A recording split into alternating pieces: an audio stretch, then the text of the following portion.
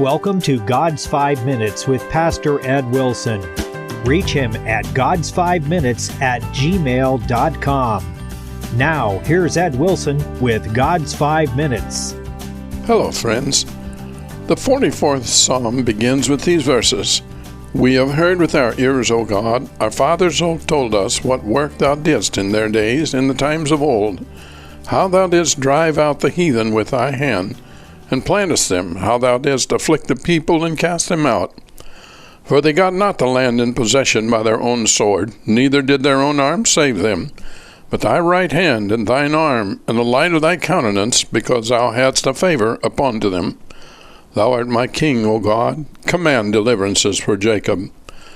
Thus in song the poet once again rehearsed the divine story that began the existence of the unique nation of Israel, and used his reference to his God to preface a prayer for the same heavenly intervention, wisdom, and mercy that were the heritage of that long-ago generation to be that of his generation as well.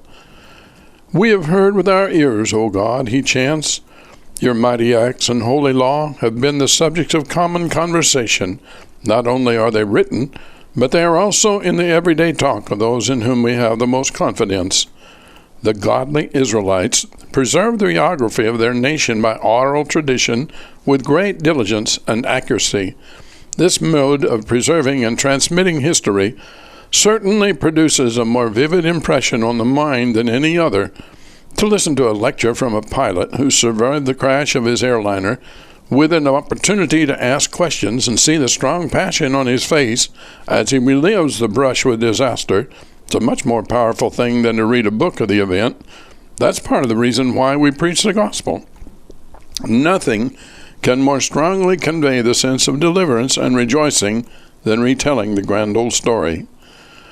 Just so, it is delightful to hear the recollections of those who have lived to see the footprints of the Lord on the sea of changing events, to behold him riding on the whirlwind of war, pestilence, and famine, and above all else to see his unchanging care for his chosen people.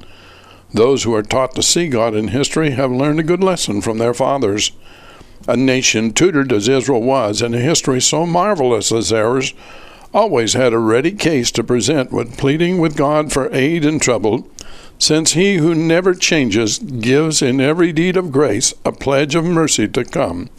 The traditions of our past experience are powerful pleas for present help. Certainly the telling of the powerful experiences of the workings of God from the past is the task of fathers. Fathers are naturally admired by their children, who spontaneously take them as guides to good and proper behavior. When Dad acts reverent or amazed at some of God's workings, his children are stimulated to feel their own convictions developing.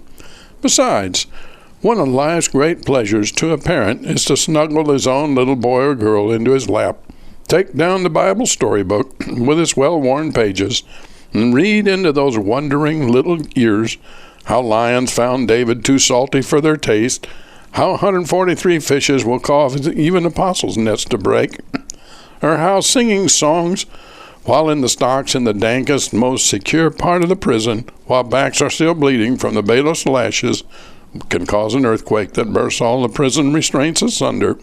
God help us excite our children into faith from the examples of those who have walked this holy path before us.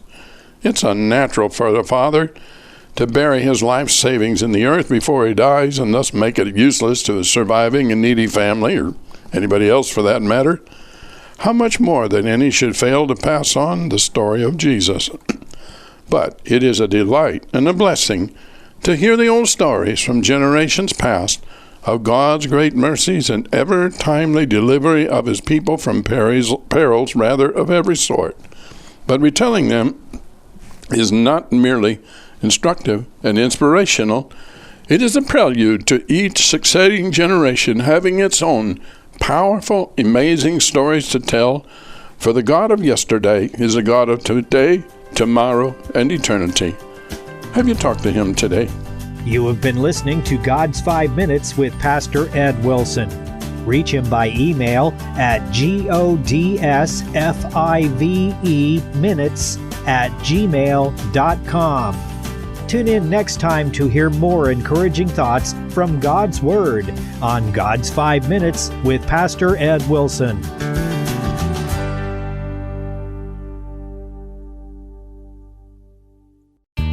If you live within the broadcast area of KNEO Radio, we have a podcast just for you. The KNEO Community Connection keeps your finger on the pulse of what's coming up in the four-state area, telling you about upcoming events you don't want to miss, organizations in our communities doing great work, and conversations with the dynamic citizens who are behind it all.